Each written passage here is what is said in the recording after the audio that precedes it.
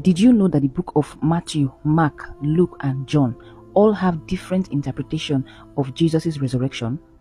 As a matter of fact, I did not even know myself until somebody mentioned it, and I said, okay, let me go and make my research. And truly, these 4 books all have different interpretations of Jesus' resurrection. Let's find out together. On the issue of who went to the tomb, Matthew 28 verse 1 said, Mary Magdalene and the other Mary went to the tomb. In Mark 16 verse 1, it said, Mary Magdalene, Mary the mother of James, and Salome went to the tomb. In Luke 24:10, it said, Mary Magdalene, Joanna, Mary the mother of James, and others with them. Who are the others? Then in John 20 verse 1, it said, only Mary Magdalene.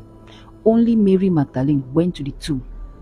Now, on the issue of what they saw at the tomb, in Matthew it said there was a violent earthquake and an angel rolled away the stone and sat on it. In the book of Mark, it said the stone was already rolled away and a young man in white was sitting inside. In Luke, it said the stone was already rolled away and 2 men in shining clothes appeared inside. In John, it said the stone was already rolled away and Mary sees 2 angels later and then Jesus himself. So while the book of Matthew tells us that the angel was already outside, the book of Mark tells us that the angel was inside. Then the book of Luke told us about 2 figures, and then the book of John told us that the 2 angels appeared later. Moving on the issue of what they were told when they saw the angels, in Matthew, the angel that was sitting outside told them, he gave them direct instructions, go quickly and tell his disciples he is risen. In Mark, the young man in white that they saw inside told them, tell his disciples and Peter. In Luke, the 2 men that they saw reminded them of what Jesus had told them earlier. Lastly, in the book of John, it doesn't show the angels delivering the news. Instead,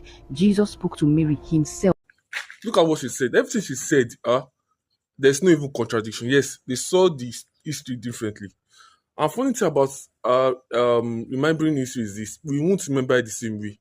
We won't actually remember it the same way. It is more logical for us to actually explain it differently. Because if we explain it the same way, it means that the history is false, and it means that we copy each other and we formulated that history.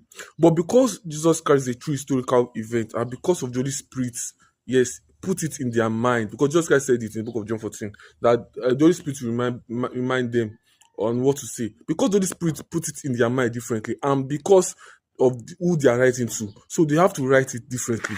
So the way Matthew, Mark, Luke, and John wrote it means that this history is true. Like what she said now, there's no contradiction in it.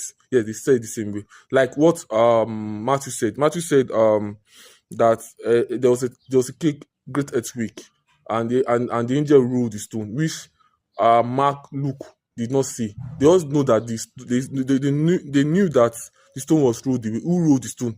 Matthew.